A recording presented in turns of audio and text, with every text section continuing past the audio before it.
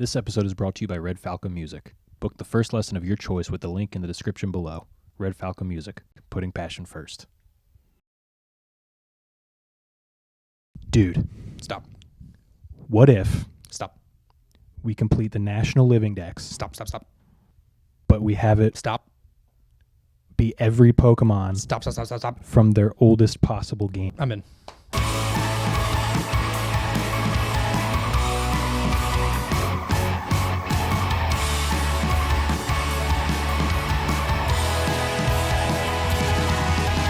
Welcome. Joining you live from the Hall of Fame. Feels good. Thank you for joining us. I'm Chris. I'm Adam. And holy shit. So this is in response to our silly little Reddit post, which was supposed to just be a meme, you know. I didn't even think it would stay up on the subreddit. I thought there would be a reason to take it down. We thought we'd get canceled. Yeah, honestly. But that did not happen. And we cannot thank you enough for all the wonderful comments and support. That was pretty surreal. Yeah, generally positive support all around too. Yeah, which is rare on Reddit. Yeah, I know. Honestly. I was kind of surprised. I was expecting, like, woke up the next day, there's a lot of upvotes, and I was expecting some raw comments out there. I was like, ow, that was going to be pretty rough. Yeah, but nothing bad. Yeah, all positive. Very pretty cool. Dope. You know, I've been on Reddit for I think 6-7 years, and yeah, that exceeded expectations for sure. Sure. But yeah, welcome. Thanks for being here. This channel is for what we call Airspace Live, which is our Twitch show, mainly focused on my band Airspace.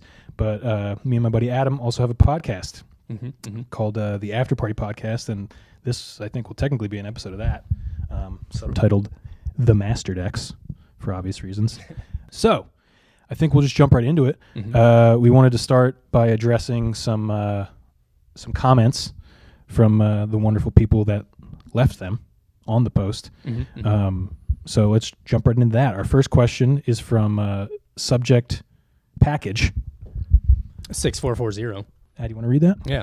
Do you guys have any sort of spreadsheet to share showing the oldest game each mon came from, etc.? Ellipses? Question mark.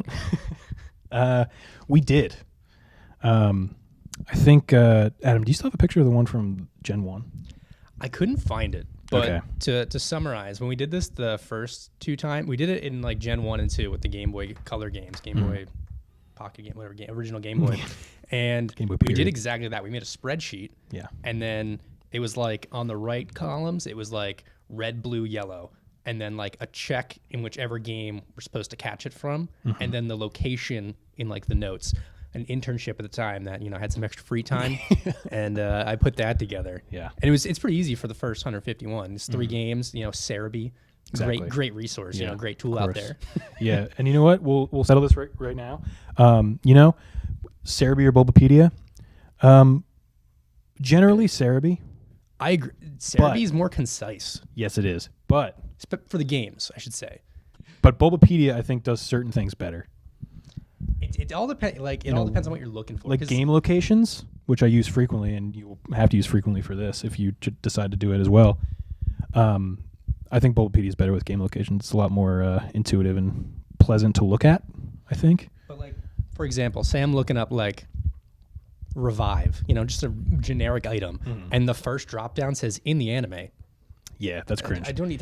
Yeah, you do have to scroll. Yeah, on Bulbapedia, you do have to scroll way too far. Find the moveset for. But you can just click on like the. It's true. Yeah. It depends on if you're on mobile. You could request the desktop site. We could go on and on. But yeah, but I scroll down game location. Bow. I like Cerebi for looking at like specific Pokemon. Yeah. So I'm pulling up like freaking. I want to know Pidgey's learn set. I'm going to Cerebi. Learn set from Gen 2? Yeah, and you're going to Cerebi, and you're going to, like, it has the Dex list right at the top. Yeah. It's like Gen 8, Gen 7. That's nice. It's like, it's perfect. Perfect. So we did use Cerebi and Bulbapedia, mostly Cerebi. So that was for Gen 1. We were a little more specific because Adam had more time and a little less to work with Gen 1 when it came to that spreadsheet.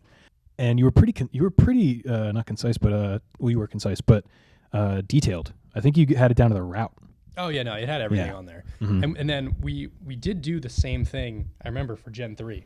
And it was Yeah, way so more detailed. So that's what I was gonna say. The Gen 1 was very Gen 1 was more detailed. Gen 3, there were way too many Pokemon for me That's to true. care I enough think to you do just all did the that. game. Yeah, I just did what game, and I decided as I was going through what game we would do. But that's all I did, and then it was just the Pokemon, the game, and then a checkbox. Yeah. And I printed out 2 for myself and my buddy Adam.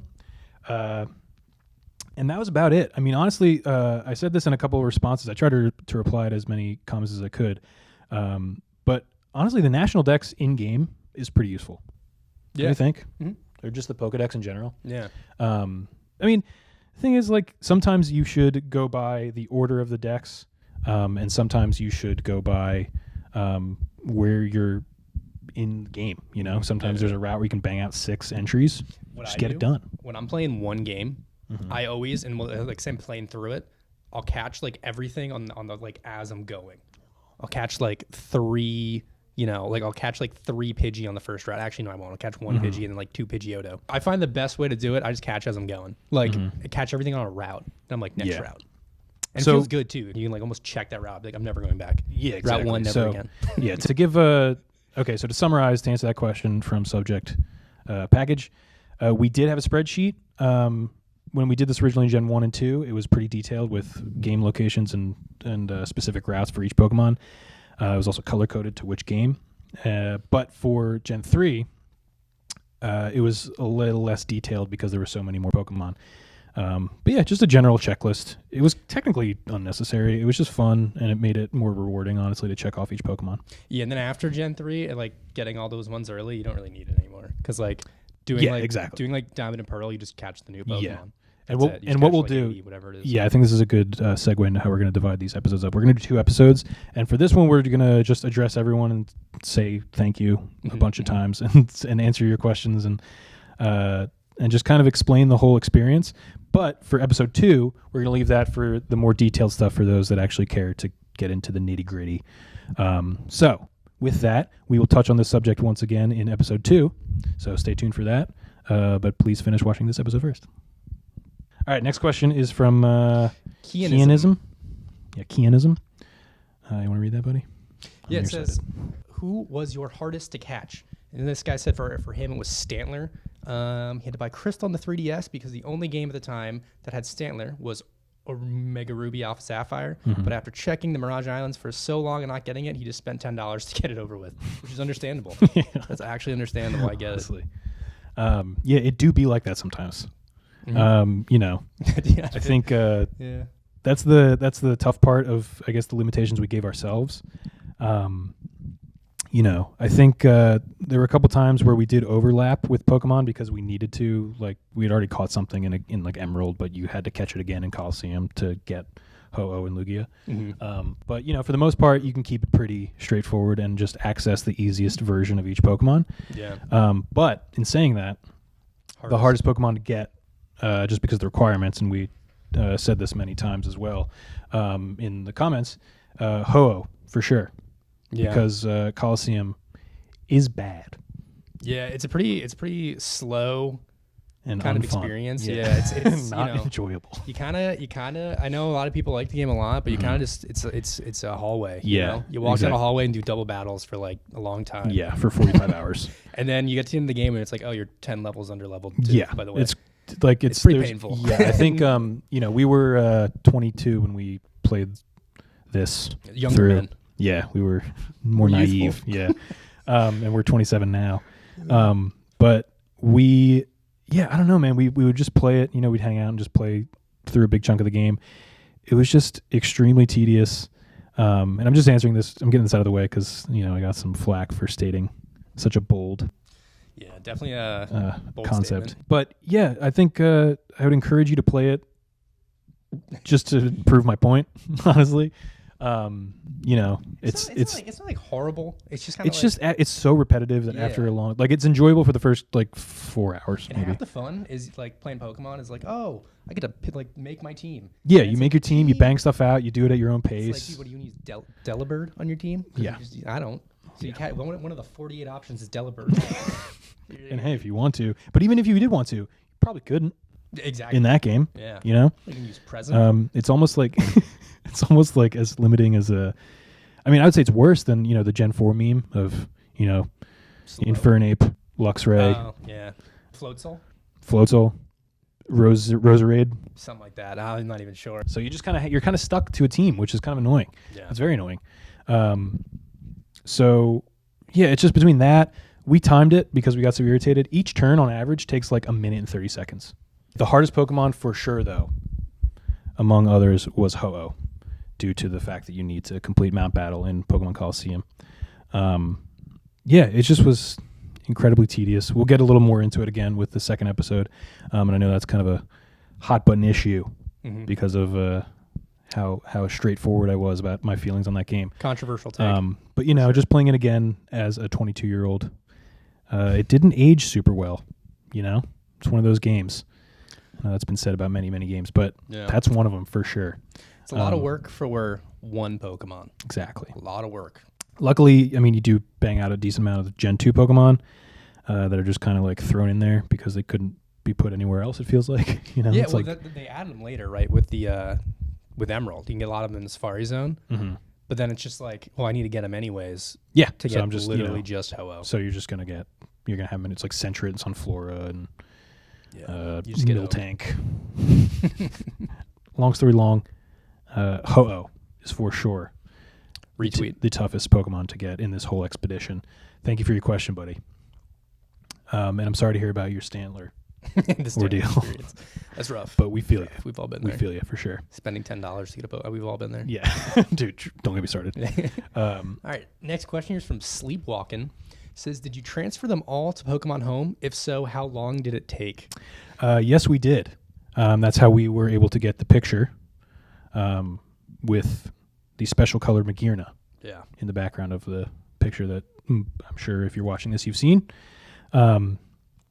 So, yeah, you have to put every Pokemon into Pokemon Home and register it on that Pokedex. Yeah, transferring them all forward.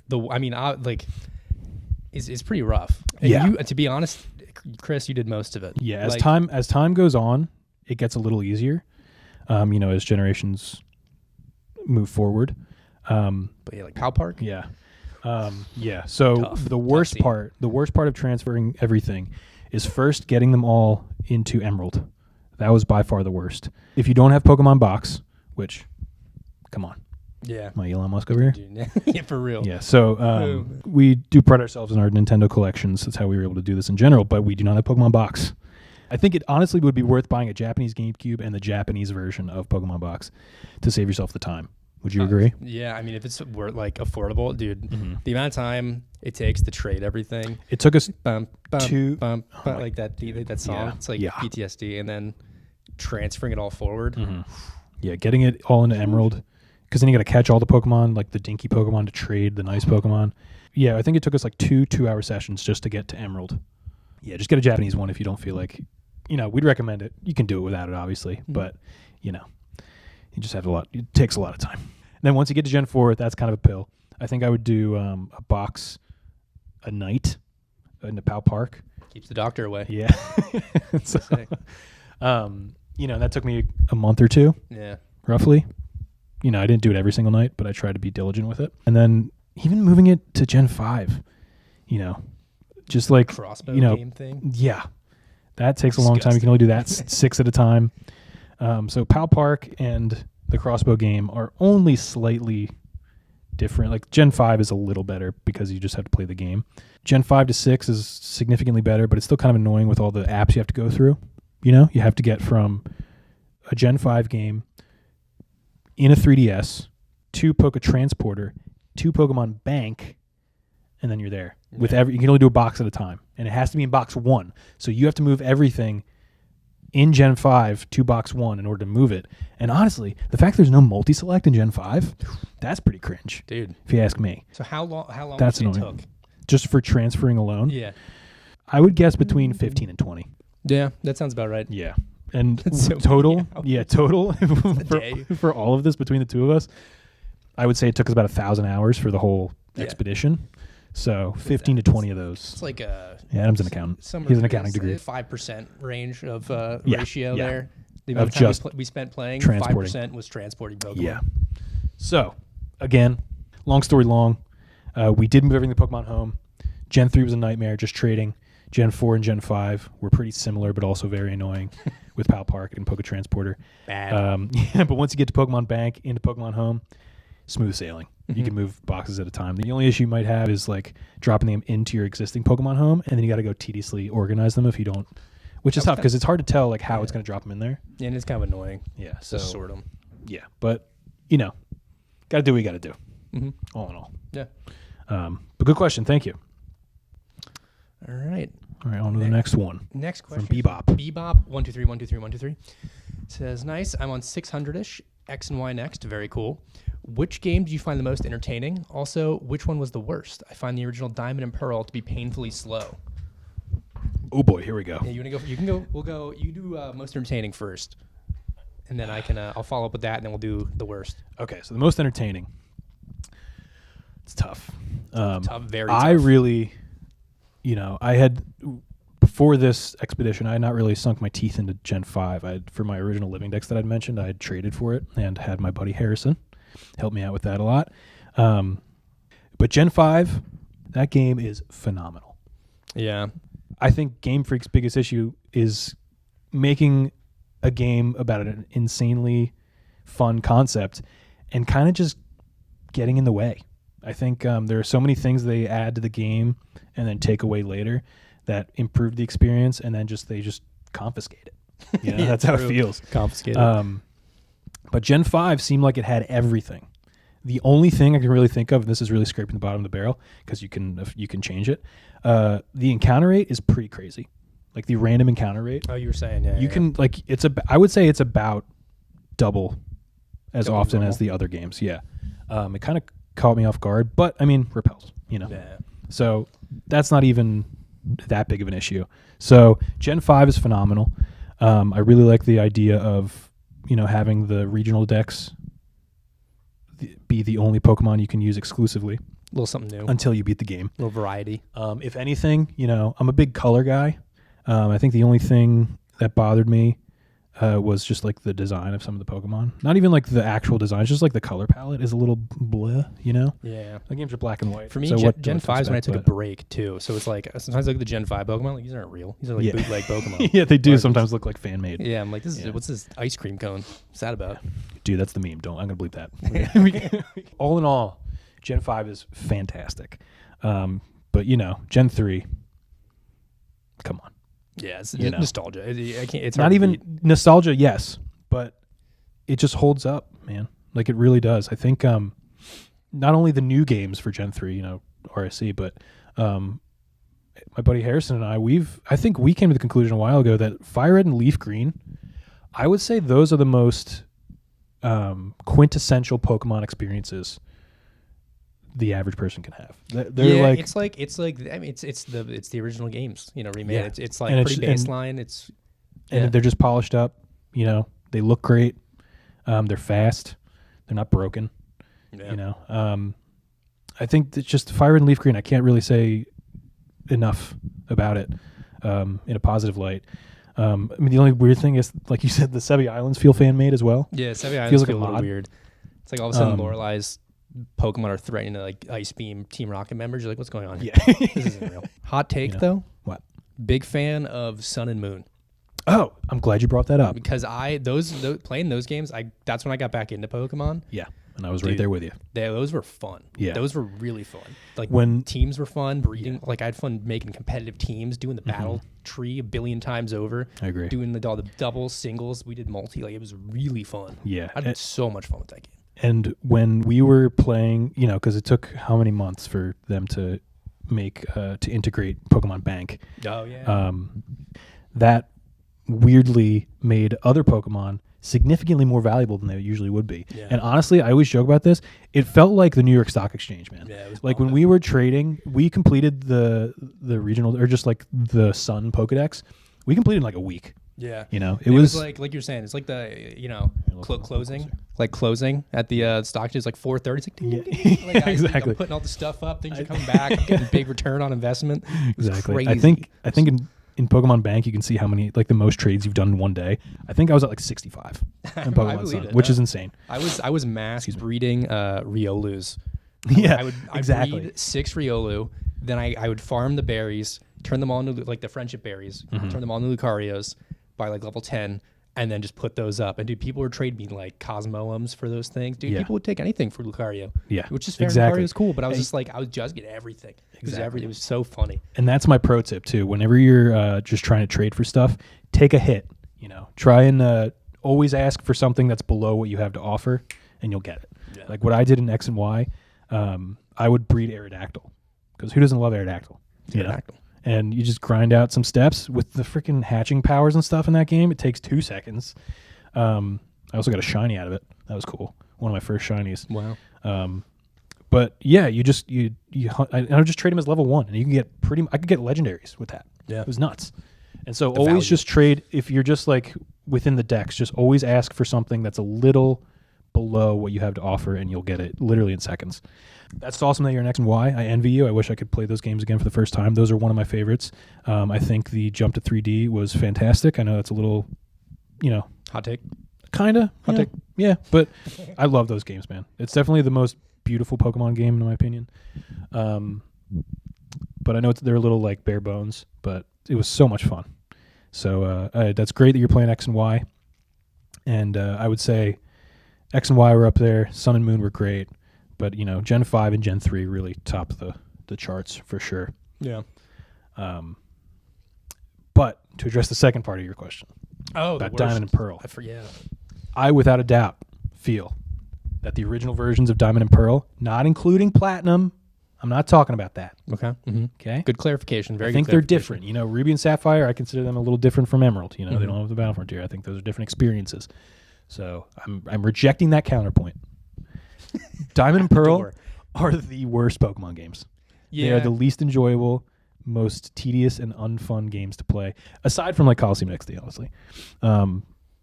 Just for so many reasons. Just talking like gens, though, like mainline games. Yeah, I'd agree. Gen 4 is like the slowest. Yeah, meat and potatoes Pokemon games. Yeah. The worst. Meat and potatoes. Yeah, for sure. I know I'm fighting quite the crowd here. I know most people watching this will have grown up with Gen 4. But you know what? It's my show. So, yeah, Diamond and Pearl, I'm glad you said that. I feel like that's kind of an opinion that does not get much attention, that I think is very valid. So thank you for mentioning that, and thank you for your question, buddy. Appreciate it. All right, we got next, the dude in the bush. What's the living Master Dex? Sorry, I went from big Pokemon nerd to out of touch with the game. It's just like a cliff notes on what's the what's the deal with the challenge, objective. I guess. Basically, it's like it's not a like real. Yeah, it's not an officially acknowledged thing. Yeah. But that doesn't mean it won't be real in the future. Shinies were that term was fan coined. True. Right? Yeah. And I'm not saying, I don't know what's going to happen, but if that did happen, that would be pretty unreal. So the living Master Dex, much like in the beginning of this episode, Adam and I were looking for something new to do, to conquer, because he and I are fellow Nintendo lovers and we collect games, and we're always trying to we've beaten so many games. We're trying to just create our own challenges. We've 100%ed. Dude, real quick, I'll just touch on this. Before Odyssey came out, we 100%ed every Mario game. Oh, the 3D ones. Yeah. Yeah, that was pretty fun. That was a really good time. And then we completed an Odyssey in a matter of days and never touched it again. It feels bad. And it was awesome. Yeah, it was really fun. I loved Odyssey. So, yeah, we just we try to come up with fun things for us to do. We're still technically working on 100%ing the Donkey Kong Country series and every single Mario sports game. I forgot about That's what's on the back burner. Dude, the Mario sports game today, I don't know. We can do it, dude. Yeah. I don't know. Yeah. So we just decided, we've played Pokemon so many times. We did Sun and Moon. I had my National Living Dex at the time. And we just thought, what if we just get every Pokemon? And we had the tools, Yeah, we had all the games. So it was and we were very fortunate to have all that, that luxury. And so we said, not only do we have the tools, but we had each other. Yeah. So the friends made along the way. Exactly. I think someone said the real Living Dex is the friends you made along the way. Exactly. Whoever commented that, exactly.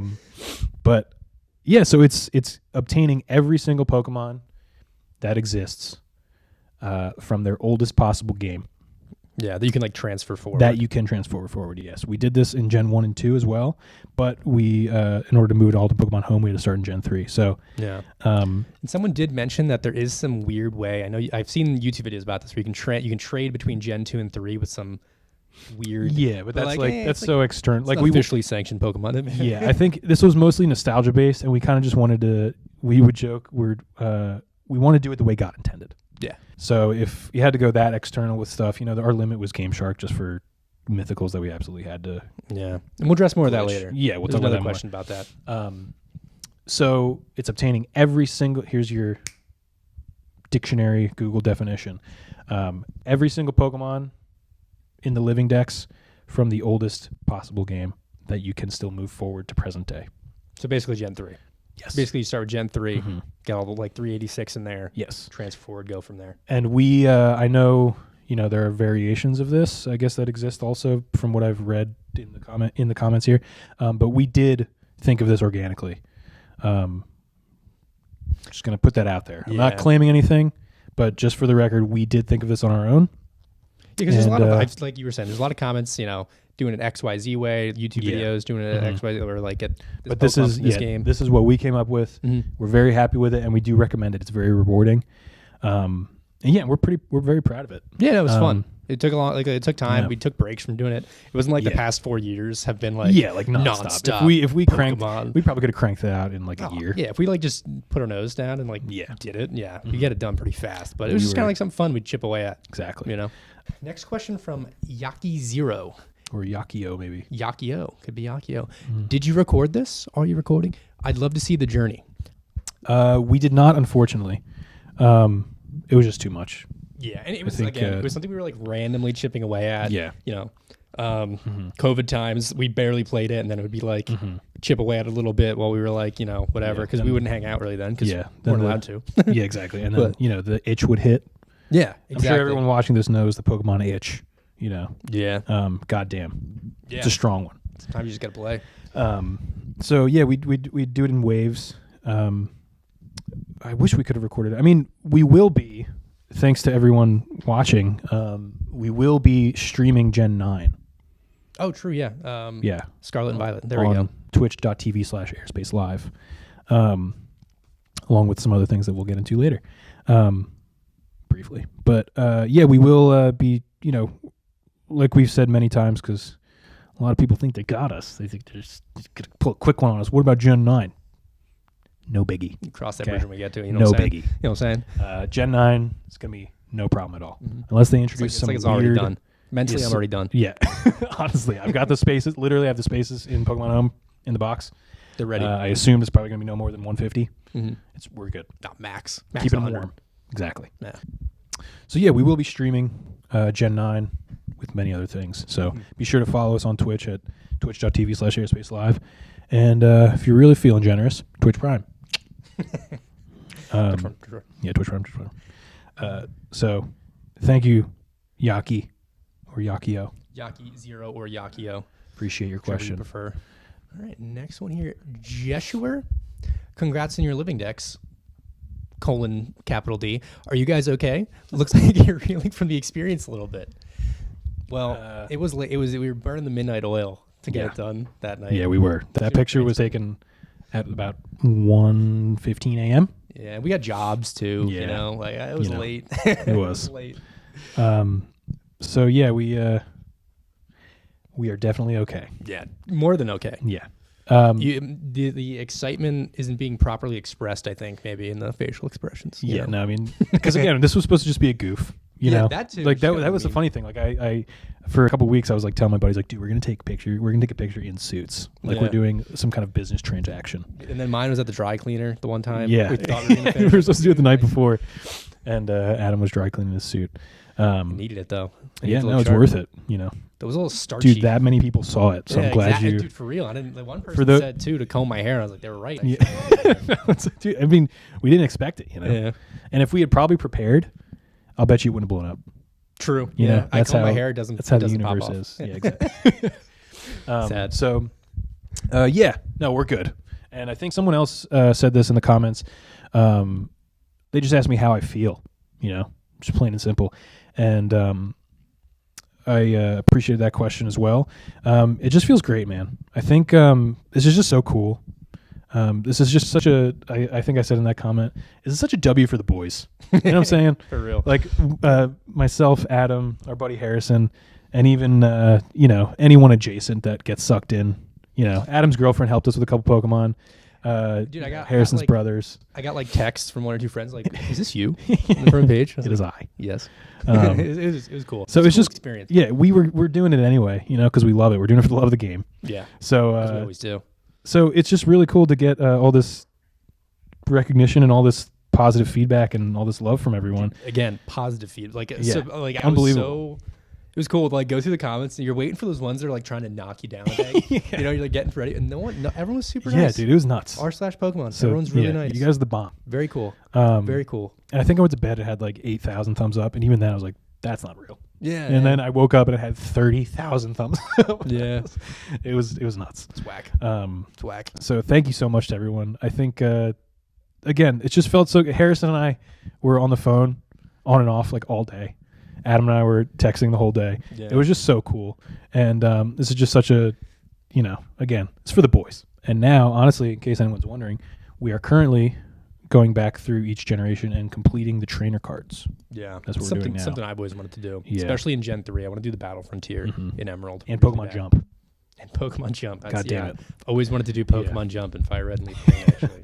But so that's what we're doing currently. Maybe we'll stream some of that too. Yeah. Again, we started that before all this happened, just for fun. We can't get enough, man. Yeah, we can't get enough. I was saying after this, I'll probably be like old school Pokemon out. I don't know how much more old school Pokemon I'll play after this, but can't relate. I was like, what more could I do? The trainer cards and this. Dude, that's true. Like, what do you do? Yeah, what am I gonna go back and do? But anyway, would recommend. Thank you so much to everyone. This was unreal. Yeah. We're so happy to have you here. If you do decide to subscribe and stick around, twitch.tv/Airspace Live is where we're going to be hanging out mostly. So come hang out, man. We'd love to talk to you in person. I tried to respond to everyone as much as I could, and that was a lot of fun. We love talking to you, man. So come hang out, and we'll see you on stream. And until then, listen to Airspace, play Pokemon, and hug your friends. Love you. Bye. Bye.